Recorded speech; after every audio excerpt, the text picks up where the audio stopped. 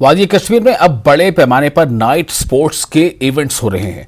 मुख्तलिफ मैदानों में फ्लड लाइट्स नस्ब करने से यह मुमकिन हो पाया है। गुज़िश्ता कुछ बरसों से मुख्तलिफ मैदानों में फ्लड लाइट्स लगाई गई हैं।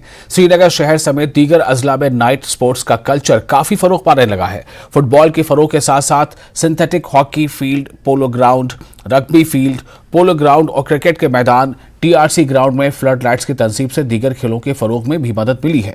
शायकीन को खेलों में मशगूल होने और लुत्फ अंदोज होने के नए मौके मिल रहे हैं।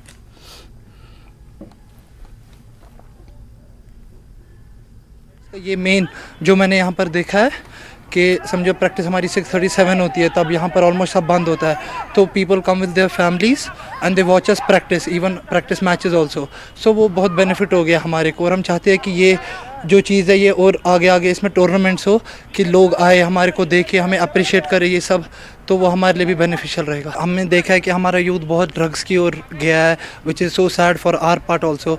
तो इससे हम ये चाहते हैं कि यूथ इनकरेज हो कि वो फुटबॉल आए। इनफैक्ट क्रिकेट ग्राउंड्स में भी फ्लड लाइट है, तो वो ये चीज़ यूटिलाइज़ करे अपने फुली पे, तो वो सबके लिए अच्छा ही रहे। यहाँ पर आपने फ्लड लाइट्स जो इंस्टॉल की है, इसकी वजह से जो यूथ है, जो बच्चे हैं, जो स्पोर्ट्स की तरफ जाना चाहते हैं, वो स्टडीज़ को सफ़र ना हो उनकी, और वो स्पोर्ट्स को भी आगे जा सकें, नेशनल खेल सकें, अपनी कंट्री को रिप्रेजेंट कर सकें।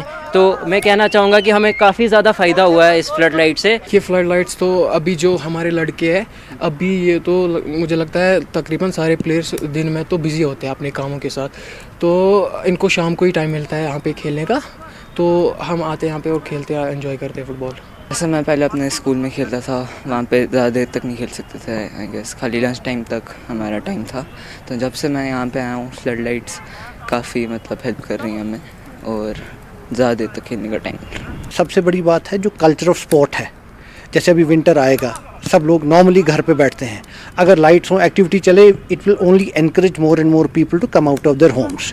उससे एक एक्टिव लाइफस्टाइल का भी बेनिफिट आता है।